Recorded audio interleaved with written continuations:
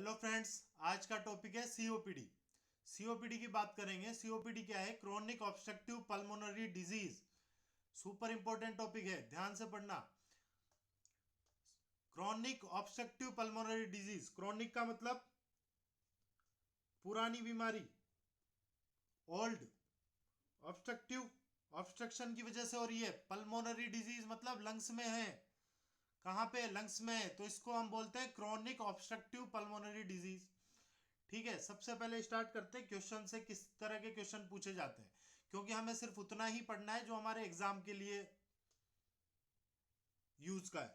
ठीक है, उसके अलावा हम फालतू नहीं पढ़ेंगे। तो क्वेश्चन है, 52 साल का ओल्ड मेल है, एडमिट होता है सीओपीडी के हिसाब से। The nurse note that he has neck vein distension, neck की वेन डिस्टेंड हो रखी है और स्लाइट पेरिफेरल इडेमा है। दीज साइन इंक्लूड, ये साइन किस में आते हैं बच्चों? कार्डियोजेनिक शॉक में नहीं आते हैं, कोर पल्मोनरी में आते हैं, left side heart failure pneumothorax में नहीं आते हैं, राइट साइड हार्ट फेलियर में आते हैं।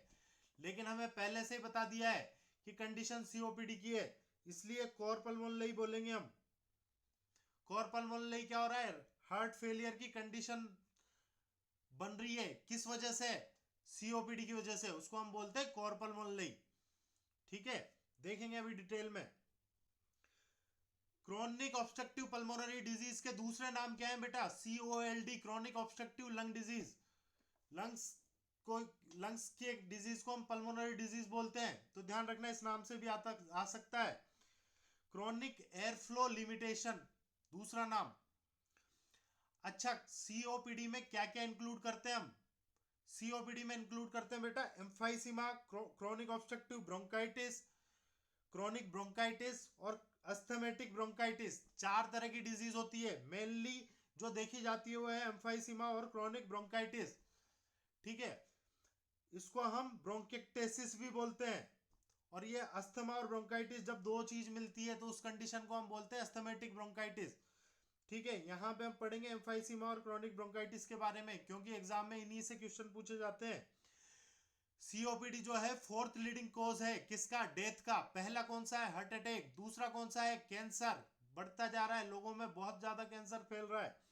तीसरा है सेरिब्रोवेस्कुलर एक्सीडेंट। आपने देखा होगा कि आदमी जा रहा है, अचानक से उसके ब्रेन में इंजरी हुई। ब्रेन में क्या हुआ? ब्रेन में प्रेशर बढ़ गया और वहां पे क्या होगा? ब्रेन अटैक आ गया।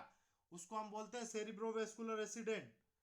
आजकल हेड ओपन करके इंजरी चल रही है, सॉरी सर्जरी चल रही है। नेक्स्ट कोज है सीओपीडी, फोर्थ कोज, तो इसलिए बहुत इंपॉर्टेंट बन जाता है अपने आप में।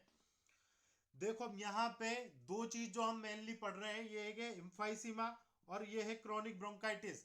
यहाँ हमने प्योर शब्द का यूज किया है। प्योर का मतलब इसमें और कोई कम, साथ में कोई दूसरी बीमारी नहीं है। जैसे मैंने बताया था अस्थमेटिक ब्रोंकाइटिस नहीं है, या तो सिर्फ क्रोनिक ब्रोंकाइटिस है या फिर सिर्फ क्रोनिक प्योर एम्फाइसीमा है। ठीक है, अब हम बात करते हैं ब्रोंकाइटिस और एम्फाइसीमा। अब इसको समझने के लिए हमें सबसे पहले समझने की जरूरत है रेस्पिरेटरी ट्रैक्ट। रेस्पिरेटरी ट्रैक्ट क्या होती है? नोज से स्टार्ट होती है, नोज, और कहां खत्म होती है? एल्वियोलाई में खत्म होती है। नोज से नेजोफेरिंग्स, माउथ से ओरोफेरिंग्स, कहां जाते हैं ये? फेरिंग्स में, और फेरिंग्स से लेरिंग्स में, यहां तक की ट्रैक्ट बोलते हैं अपर रेस्पिरेटरी ट्रैक्ट। और उसके बाद क्या होती है? ट्रेकिया स्टार्ट हो जाती है, तो यहां से लोअर रेस्पिरेटरी ट्रैक्ट स्टार्ट हो जाती है। Trachea, primary bronchi, secondary bronchi, tertiary bronchi, terminal ब्रोंकियाई।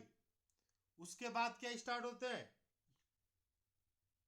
ये टर्मिनल ब्रोंक्यूल को इधर ले आता हूं, दिखने में दिक्कत आ रही है। टर्मिनल ब्रोंक्यूल्स, टर्मिनल ब्रोंक्यूल से फिर रेस्पिरेटरी ब्रोंक्यूल्स बनते हैं, और रेस्पिरेटरी ब्रोंक्यूल्स एल्वियोलर सेक से एल्वियोलाई में खुलते हैं। ये इसको बोलते हैं हम एसिनस। एसिनस क्या है? रेस्पिरेटरी यूनिट है। जैसे नेफ्रॉन किसकी? किडनी की यूनिट होती है, वैसे एसिनस रेस्पिरेटरी यूनिट है। ठीक है, क्योंकि यहां पे ही रेस्पिरेशन होता है, इसलिए हम इसको रेस्पिरेटरी यूनिट बोलते हैं। एक्चुअल काम यहां पे होता है। ये पूरा क्या है? बाकी यहां से लेके यहां तक ये सब क्या है? ये सब क्या है? ये क्या है, यहाँ कंडक्टिव पाथवे है, यहाँ से एयर आती है, कंडक्शन होता है, लेकिन जो एक्चुअल रेस्पिरेशन होता है वो कहाँ पे होता है, यहाँ पे। इसको हम बोलते हैं एसिनस। ध्यान देना बच्चों, पूछा जा सकता है एग्जाम में, ठीक है। अब क्या होता है, दो तरह की कंडीशन है आपके पास में क्रोनिक सीओपीडी में। क्रोनिक ब्रोंकाइटिस, क्रोनिक ब्रोंकाइटिस होता कहां पे, लेरिंग्स में, लेरिंग्स से नीचे, सॉरी लेरिंग्स में नहीं, ट्रेकिया में, ट्रेकिया से टर्मिनल ब्रोंक्यूल्स तक हो सकता है। उस कंडीशन को हम बोलते हैं क्रोनिक ब्रोंकाइटिस, ठीक है। और एम्फाइसीमा का होता है रेस्पिरेटरी यूनिट में होता है, एसिनस में होता है। अभी एक एक को पढ़ते हैं। सबसे पहले हम क्रोनिक ब्रोंकाइटिस की बात करते हैं। तो एक्चुअल में क्रोनिक ब्रोंकाइटिस का सबसे इंपॉर्टेंट इटियोलॉजी रिस्क फैक्टर क्या है, स्मोकिंग। स्मोकिंग करते हैं, नहीं करना चाहिए, बिल्कुल लोग करते हैं, स्मोकिंग करते हैं और इसी वजह से सीओपीडी की कंडीशन में पहुंचते हैं, ठीक है। तो स्मोकिंग करते हैं, स्मोकिंग से वो जो धुआं है, वो जो एलर्जन है, वो कहाँ पे, पोल्यूट्स है, वो कहाँ पहुंचते हैं, ट्रेकिया में पहुंचते हैं। और ट्रेकिया को क्या करते हैं, स्टिमुलेट करते हैं, स्टिमुलेट करते हैं। ट्रेकिया में क्या होता है, पूरी रेस्पिरेटरी ट्रैक्ट में क्या होता है, म्यूकस होता है। ये क्या करता है, चिपचिपा बना के रखता है रेस्पिरेटरी ट्रैक्ट को, ताकि अगर कोई भी बाहर से कोई भी पोल्यूटेंट या कोई भी फॉरेन एंटीबॉडी, कोई इंफेक्शन आए तो उसको वहां पे चिपक के रोक लिया जाए। और जो एक और लेयर होती है, ये क्या, यहाँ पे क्या होती है, म्यूकस लेयर है। उसके बाद क्या होता है, सब म्यूकोसल लेयर होती है। और ये सब म्यूकोसल लेयर में क्या होती है, सब म्यूकोसल लेयर में बहुत सारी ग्लैंड्स होती है, जो क्या करती है, म्यूकोसा को सिक्रेट करती है। और ये म्यूकोसा क्या करता है, एक्सपेल आउट कर देता है बाहर। और जो म्यूकस लेयर है ये किस तरह की होती है, सीलिएटेड एपिथेलियल लेयर होती है, सीलिया होते हैं यहाँ पे। और ये सीलिया क्या करते हैं, एक्सपेल आउट करते हैं, झाड़ू की तरह होते हैं, बाहर निकालते हैं कचरे को, ठीक है। तो यहाँ पे क्या होगा, बहुत ज्यादा प्रोडक्शन बढ़ गया म्यूकस का, और इस वजह से क्या होगा, रेस्पिरेटरी प्रॉब्लम आने लग जाएगी, डिस्निया की कंडीशन बन जाएगी बाद में, क्योंकि म्यूकस प्रोडक्शन बहुत ज्यादा बढ़ गया है। इस कंडीशन को हम बोलते हैं क्रोनिक ब्रोंकाइटिस। क्या होगा, रेस्पिरेटरी ट्रैक्ट में जब पोल्यूटेंट्स गए, स्मोकिंग गई, तो वो क्या करेंगे, वहां पे म्यूकस प्रोडक्शन को बढ़ाएंगे। म्यूकस प्रोडक्शन बढ़ाने के चक्कर में हमारी जो वहां सब म्यूकसल लेयर में क्या होगा, हाइपरप्लेजिया एंड हाइपरट्रोफी होगी, किसकी, ग्लैंड्स की, जो म्यूकस बनाती है। इसलिए वहां पे म्यूकस और ज्यादा बढ़ती जाएगी डे बाय डे, और इतना ज्यादा म्यूकस प्रोडक्शन हो जाएगा कि रेस्पिरेटरी डिस्निया की कंडीशन आ जाएगी, सांस लेने में दिक्कत होने लग जाएगी। इस तरह की कंडीशन को बच्चों हम बोलते हैं क्रोनिक ब्रोंकाइटिस। अब नेक्स्ट बात करते हैं हम एम्फाइसीमा। एम्फाइसीमा में क्या होगा, जो पोल्यूटेंट्स हैं वो यहाँ पे दिक्कत करने के बजाय दिक्कत कहाँ करेंगे, रेस्पिरेटरी यूनिट में। और रेस्पिरेटरी यूनिट में क्या करेंगे, ये जो एल्वियोलाई है ये आपस में भी एक दूसरे से कनेक्ट रहते हैं, तो एल्वियोलर डक्ट टूट जाएगी, यहाँ पे जो प्रोटीएज एंजाइम है वो बिखर जाएगा। इस वजह से कंप्लीट क्या हो जाएगा, हाइपर वेंटिलेशन हो जाएंगे। ये जो रिकॉइल कैपेसिटी एल्वियोलाई की है खत्म हो जाएगी, इलास्टिसिटी खत्म हो जाएगी, और हाइपर वेंटिलेशन की कंडीशन आ जाएगी। बेरल चेस्ट हो जाएगा, जो चेस्ट है वो सीधा हो जाएगा, बेरल तरह से हो जाएगा, क्योंकि वहां पे क्या होगा, कोई मतलब ही नहीं रहा, ऑब्स्ट्रक्शन इतना आ गया कि वो लंग्स जो है वो बिल्कुल सिंपल हो जाएंगे, क्योंकि रिकॉइल कैपेसिटी खत्म होगी एम्फाइसीमा की कंडीशन में। ये कहां पे होता है, एसिनस में होता है, ये ध्यान देना। ये कहां पे होता है, ट्रेकिया और रेस्पिरेटरी ब्रोंक्यूल्स में होता है, ये ध्यान देने की बात, ठीक है। अब यहां पे हम इसको बोलते हैं ब्लू बटर, इसको हम बोलते हैं ब्लू ब्लोटर की कंडीशन। ब्लू ब्लोटर की कंडीशन क्यों बोलते हैं, क्योंकि क्या होगा, जब रेस्पिरेशन प्रॉपर नहीं हो पा रहा तो साइनोसिस की कंडीशन आएगी, और चेहरा कैसा हो जाएगा, ब्लू कलर का। तो इसलिए हम इसको क्रोनिक ब्रोंकाइटिस को ब्लू ब्लोटर की कंडीशन बोलते हैं। और एम्फाइसीमा की कंडीशन में क्या हो रहा है, दिक्कत कहां आ रही है, रिकॉइलिंग की में सबसे ज्यादा दिक्कत आ रही है, रिकॉइल प्रॉपर नहीं हो पा रहा। तो इस वजह से क्या होगा कि पेशेंट अपना CO2 एक्सपेल आउट नहीं कर पा रहा, CO2 एक्सपेल आउट करने के लिए उसको फोर्स लगाना पड़ रहा है, और उसका चेहरा लाल हो जाता है, क्योंकि उसको फोर्स करना पड़ रहा है। तो इस तरह की कंडीशन को हम क्या बोलते हैं, पिंक पफर। ये ध्यान देने की बात है, क्वेश्चन बनता है बच्चों। देखो क्रोनिक ब्रोंकाइटिस की कंडीशन में पेशेंट किस तरह का है? पेशेंट आराम से बैठा है फाउलर पोजीशन में, उसको क्योंकि सबसे ज्यादा जो दिक्कत है वो म्यूकस प्रोडक्शन बढ़ गया है, उसकी वजह से फॉलोड। अब क्या होगा, बाद में डिस्निया की कंडीशन आएगी, लेकिन सबसे पहले क्या होगा, म्यूकस प्रोडक्शन बढ़ जाता है, तो इस वजह से वो इस तरह का बैठा है। लेकिन यहाँ एम्फाइसीमा की कंडीशन में क्या होगा, देखो बच्चों, पेशेंट को आगे की तरफ झुक के सांस लेना पड़ रहा है, क्यों? क्योंकि वो एक्सपेल आउट नहीं कर पा रहा, CO2 निकाल नहीं पा रहा, CO2 का रिटेंशन हो रहा है, हाइपर वेंटिलेशन की कंडीशन हो रही है। तो यहाँ पे क्या करेगा पेशेंट, एक्स्ट्रा उसको एफर्ट करने पड़ रहे हैं, पेशेंट का वेट लॉस होता जा रहा है, एक्स्ट्रा एफर्ट करने पड़ रहे हैं, एक्स्ट्रा एब्डोमिनल जो मसल्स है, डायफार्मेटिक ब्रीथिंग करनी पड़ रही है, एक्स्ट्रा फोर्स करना पड़ रहा है। ठीक है, तो यहाँ कंडीशन किस तरह की आएगी, वेट लॉस की भी कंडीशन आएगी। क्वेश्चन बनता है, ध्यान देना। नेक्स्ट बात करते हैं हम ईटियोलॉजी की। ईटियोलॉजी मैंने आपसे बात करी, सबसे इंपॉर्टेंट पॉइंट है स्मोकिंग। दिल्ली जैसी जगह पे रह रहे हो तो एयर पोल्यूशन है, आप सेलेक्ट होके दिल्ली आ जाओगे और एयर पोल्यूशन में फंस जाओगे। बाकी सब अच्छा होगा, लेकिन ये सबसे बुरी चीज होने वाली है यहाँ पे। स्मोकिंग नहीं करते, पैसिव स्मोकर भी नहीं है, तो भी सीओपीडी के चांसेस बढ़ जाते हैं, क्योंकि एयर इन्वायरमेंट में एयर पोल्यूशन बहुत ज्यादा है। जैसे जैसे एज बढ़ती जाती है वैसे वैसे इलास्टिसिटी कम होती जाती है एजिंग की कंडीशन में, तो लंग्स की भी इलास्टिसिटी कम हो जाएगी, रिकॉइल करने की पावर कम हो जाएगी। इसीलिए जिस तरह जब जब एज बढ़ती है पेशेंट में, तो हम क्या देखते हैं, डायस्टोलिक ब्लड प्रेशर बढ़ता है। नॉर्मली डायस्टोलिक ब्लड प्रेशर बढ़ने पर लग जाता है, क्यों? क्योंकि क्या होगा, रिकॉइल कम हो जाएगी ब्लड आर्टरी की, इसलिए डायस्टोलिक ब्लड प्रेशर बढ़ता है। ठीक है, एजिंग की बात कर रहे हैं, हाँ एजिंग की बात कर ली है। सेक्स की बात कर रहे हैं, मेल क्या है, ज्यादा प्रोन है, बहुत ज्यादा स्मोकिंग करते हैं। ठीक है, साइन सिम्टम की बात करते हैं। साइन सिम्टम, बैरल चेस्ट किसका है, डायरेक्ट क्वेश्चन पूछा जाता है, बैरल चेस्ट किस में देखने को मिलता है आपको, एम्फाइसीमा की कंडीशन में। ठीक है, यहां पे बैरल चेस्ट की कंडीशन नहीं होती क्रोनिक ब्रोंकाइटिस में, एम्फाइसीमा की कंडीशन होती है। ऑर्थोपनिया, सांस लेने में चलते वक्त दोनों में दिक्कत होती है। ठीक है, क्रैकल्स एंड व्हीज साउंड आता है। व्हीज क्या होता है, सीटीके से बजने की आवाज आती है, जब पाथवे छोटा हो जाएगा, सकड़ा हो जाएगा और वहां से एयर पास होगी तो सीटी की आवाज आएगी। क्यों? क्योंकि जब आपको सीटी बजानी होती है तो आपको पाथवे छोटा करना पड़ता है और फिर वहां से एयर को पास करना पड़ता है, तब विस्लिंग साउंड आती है, तब साउंड बनती है सीटी की। तो यहाँ नॉर्मली क्या हो रहा है कि पाथवे अपने आप ही कॉन्स्ट्रिक्ट हो गया, तो किस तरह की साउंड बन जाएगी, व्हीजिंग की साउंड आएगी। जब स्टेथोस्कोप से लगा के देखते हैं तो ऐसे सीटी की सी आवाज सुनाई देती है। रेल साउंड आती है, बुदबुदाहट की साउंड आती है, क्योंकि वहां पे म्यूकस भरा हुआ है और वहां से जब निकलेगा एयर तो किस तरह की साउंड आएगी, रेल की साउंड आएगी। क्रैकल्स की साउंड आएगी, टुकड़ों टुकड़ों में आवाज पहुंचती है, क्रैकल्स की साउंड आती है। ठीक है, साइनोसिस होता है, क्लबिंग हो जाती है फिंगर की, क्यों? क्योंकि क्या नहीं पहुंच पा रही, ऑक्सीजन प्रॉपर नहीं पहुंच पा रही।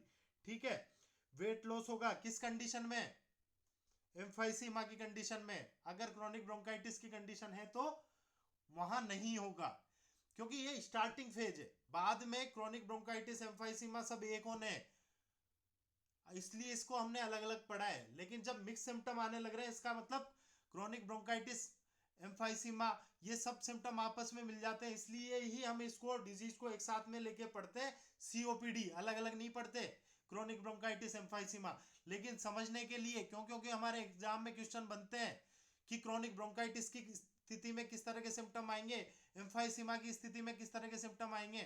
ठीक है, कोर पल्मोनले किसका सिम्टम है, हमने क्वेश्चन में बात की थी, कोर पल्मोनले किसका सिम्टम है,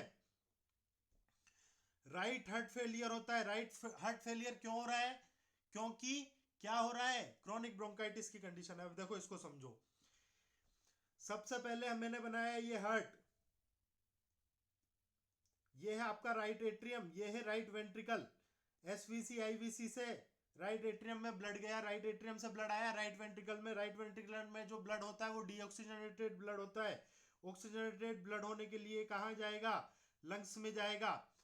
लंग्स में क्या है, क्रोनिक ब्रोंकाइटिस की कंडीशन है, बहुत ज्यादा म्यूकस प्रोडक्शन हो रहा है, लंग्स खुद ही एक्सपेल आउट नहीं कर पा रहे, वो क्या करेंगे, वापस से अपने ब्लड को भेज देंगे, मैं नहीं कर रहा, मेरे पास खुद का ही बहुत दिक्कत हो रही है, राइट वेंट्रिकल में ब्लड को भेज देंगे। राइट वेंट्रिकल वापस क्या करेगा, इधर प्रेशर लगाने की कोशिश करेगा, प्रेशर लगा रहा है लेकिन वो लंग्स ज्यादा प्रेशर लगा रहा है। ठीक है, तो ये राइट वेंट्रिकल में क्या होगा, प्रेशर लगाने के लिए ये क्या करेगा, अपनी साइज बढ़ाएगा, हाइपरट्रोफी हाइपरप्लेसिया की कंडीशन होगी, राइट वेंट्रिकल धीरे धीरे बढ़ता जाएगा, राइट वेंट्रिकल धीरे धीरे बढ़ता जाएगा, ये आगे भी फोर्स लगा रहा है, पीछे भी फोर्स लगा रहा है, राइट एट्रियम से एसवीसी होते हुए नेक वेन जुगुलर वेन में कहां पहुंची, ब्लड सप्लाई। तो नेक वेन डिस्टेंशन देखने को मिलता है, क्वेश्चन डायरेक्ट बनता है, 2-4 बार पूछा हुआ है, नेक वेन डिस्टेंशन हो रहा है, किसका सिम्टम है, कोरपल्मोनरी का, ध्यान देना बच्चों, ठीक है। तो यहाँ पे राइट वेंट्रिकल बढ़ता जाता है साइज में, और ये एक्सरे में भी देखने को मिल जाता है कुछ टाइम के बाद। और अगर इस तरह की सिचुएशन बढ़ती जाएगी बनती जाएगी तो हार्ट फेलियर हो जाएगा, राइट वेंट्रिकुलर हार्ट फेलियर, जो भी साइन सिम्टम देखने को मिलेंगे वो सारे राइट वेंट्रिकुलर हार्ट फेलियर के देखने को मिलेंगे। क्यों? क्योंकि कहां पहुंच जाएगा, पूरा वापस से इडेमा हो जाएगा, जनरलाइज इडेमा हो जाएगा, पूरा ब्लड वापस से लंग्स से होते हुए आगे पहुंच ही नहीं पा रहा है। तो ये ध्यान देना। अब ये कोरपल्मोनरी की कंडीशन किस में आती है, क्रोनिक ब्रोंकाइटिस में, अलग से ध्यान रखने की जरूरत है। डायग्नोसिस, सबसे इंपॉर्टेंट डायग्नोसिस क्या है, चेस्ट एक्सरे में भी देखने को मिलेगा, लेकिन सबसे इंपॉर्टेंट डायग्नोसिस क्या है, एबीजी। नॉर्मल वैल्यू एबीजी की क्या होती है, पीएच क्या होती है, 7.35 से 7.45। अब इस कंडीशन में क्या होगा, ब्रोंकाइटिस की कंडीशन में क्या होगा, सीओपीडी की कंडीशन में क्या होगा कि पीएच कम हो जाएगी। पीएच कम क्यों होगी, क्योंकि रेस्पिरेटरी एसिडोसिस होगा, CO2 बढ़ती जाएगी, इसलिए रेस्पिरेटरी एसिडोसिस होगा। क्यों? क्योंकि हमारी बॉडी को ऑक्सीजन की जरूरत होती है, ठीक है। अगर ऑक्सीजन नहीं है, वहां पे कार्बन डाइऑक्साइड है, तो उससे उसको यूज करना पड़ेगा, तो वहां पे लैक्टिक एसिडोसिस की कंडीशन बढ़ेगी, लैक्टिक एसिड बढ़ेगा, जो जिसकी वजह से क्या होगा, रेस्पिरेटरी एसिडोसिस की कंडीशन होगी, या पीएच धीरे धीरे कम होता जाएगा। PaCO2 लेवल 35 से 45 नॉर्मल होता है, mmHg, ये बढ़ जाएगा। ऑक्सीजन का लेवल 70 से 100 नॉर्मल होता है, ये कम होता जाएगा क्योंकि CO2 का लेवल बढ़ रहा है। बाइकार्बोनेट बाहर नहीं निकल पा रहे, इकट्ठे होते जा रहे हैं, तो ये भी बढ़ते जाएंगे। ऑक्सीजन सेचुरेशन नॉर्मली 95 से 100 होता है, लेकिन ये कम होता जाएगा। क्यों? क्योंकि CO2 बढ़ रहा है। एलन टेस्ट क्या होता है, एलन टेस्ट क्या होगा, इसमें पॉजिटिव होगा, क्वेश्चन बनता है, बात सिर्फ वही कर रहे हैं जो क्वेश्चन बनते हैं। ये क्या होता है, आपकी रिस्ट है, यहां पे क्या होगा, जहां पे थंब होता है, यहाँ पे अल्नर आर्टरी होती है, इसको प्रेस करते हैं, रेडियल आर्टरी, इन दोनों को भी प्रेस करके, मेनली अल्नर आर्टरी को प्रेस करते हैं, इसको इस तरह से मुट्ठी को बंद कर लिया जाता है, और इस तरह कुछ टाइम प्रेस करके जब हम छोड़ते हैं तो यहाँ पे क्या होगा, साइनोसिस के अगर साइन सिम्टम देखने को मिल रहे हैं और वो पर्टिकुलर 7 सेकंड में वापस नहीं हो रहे, तो इसका मतलब क्रोनिक ब्रोंकाइटिस की कंडीशन है कि प्रॉपर उसको ऑक्सीजन नहीं मिल पा रही। ये साइन सिम्टम एलन टेस्ट होता है, ये ठीक है, देखने को मिलता है क्रोनिक ब्रोंकाइटिस सीओपीडी के पेशेंट में। मैनेजमेंट क्या करोगे, एडमिनिस्टर O2 करोगे, ऑक्सीजन दी जाती है। क्यों? क्योंकि ऑक्सीजन प्रॉपर पहुंच नहीं पा रही, लेकिन ऑक्सीजन कम मात्रा में दी जाती है, ज्यादा मात्रा में नहीं दी जाती। चेस्ट फिजियोथेरेपी करेंगे, चेस्ट फिजियोथेरेपी क्या करेगी, म्यूकस को एक्सपेल आउट करते हैं फिजियोथेरेपी करके।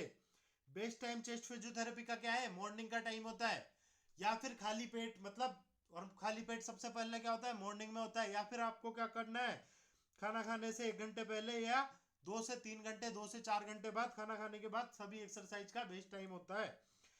इसमें डाइट कैसी दोगे बच्चों, डाइट देंगे हम high calorie high protein diet देंगे। हाई कैलोरी क्यों, क्योंकि वेट लॉस हो रहा है, बहुत ज्यादा उसको मेहनत करनी पड़ रही है एक्सपेल आउट करने के लिए CO2, तो हाई कैलोरी डाइट देनी पड़ेगी। और हाई प्रोटीन डाइट देनी पड़ेगी, क्योंकि प्रोटीन टूट गया, प्रोटीन टूटता जा रहा है, अल्फा 1 एंटीट्रिप्सिन कम है, तो वो प्रोटीन को टूटने से कम बचा पा रहा है, इसलिए प्रोटीन और ज्यादा टूट रहा है, तो हमें हाई प्रोटीन डाइट देनी है उसको कंपनसेट करने के लिए। अब हाई प्रोटीन डाइट हमें हमेशा देनी होती है जब भी प्रोटीन का लॉस होता है, लेकिन CKD की कंडीशन में हम लो प्रोटीन डाइट देते हैं। हाई प्रोटीन डाइट क्यों नहीं देते CKD की कंडीशन में, जबकि उसको प्रोटीन की ज्यादा जरूरत है। क्यों? क्योंकि प्रोटीन को छानने का काम भी किडनी का है, अगर हम ज्यादा प्रोटीन देंगे तो किडनी में पहले ही लॉस हो चुका है, और ज्यादा लॉस होने के चांसेस बढ़ जाएंगे, इसलिए हम हाई प्रोटीन डाइट की जगह लो प्रोटीन डाइट देते हैं।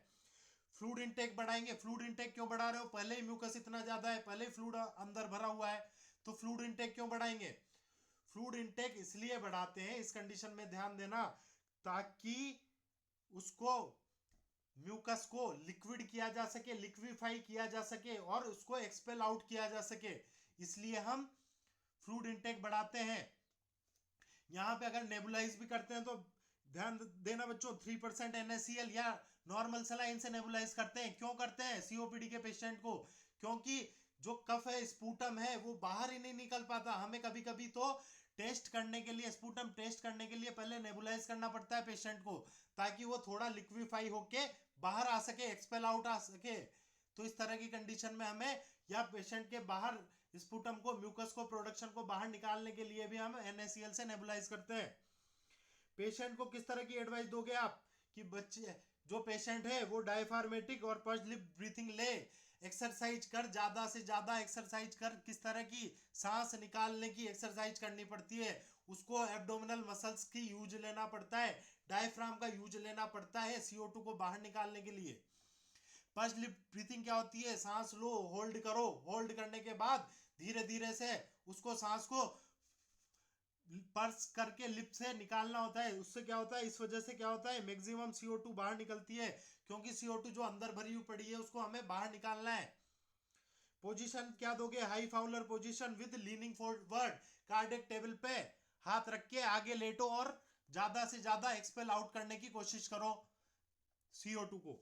ड्रग्स किस तरह की दोगे? कोर्टिकोस्टेरॉइड देंगे बाहर, उसको इंप्रूव करने के लिए, कंडीशन को बड़ा अच्छा महसूस कराने के लिए। कोर्टिकोस्टेरॉइड्स क्या करते हैं? ये स्टेरॉइड क्या करते हैं? स्टेरॉइड हमारे सपोर्टिव थेरेपी में यूज होते हैं, सपोर्ट करते हैं बॉडी का। जो भी म्यूकोलाइटिक, जो म्यूकस बन रहा है उसको कम बने म्यूकस, इसलिए हम म्यूकोलाइटिक देंगे। ब्रोंकोडाइलेटर क्या करता है? ब्रोंकस को डायलेट करता है। इससे दोनों फायदे हो रहे हैं हमें, ये ब्रोंकस है, कॉन्स्ट्रिक्ट है, ये डायलेट हो जाएंगे तो क्या होगा, म्यूकस भी बाहर निकलेगा और साथ में ऑक्सीजन, CO2 का एयर एक्सचेंज भी इजीली हो जाएगा। तो ब्रोंकोडाइलेटर की कंडीशन, ब्रोंकोडाइलेटर यूज करते हैं। अब कुछ क्वेश्चन है, अब आप COPD के क्वेश्चन पढ़ के देखना टॉपिक देखने के बाद।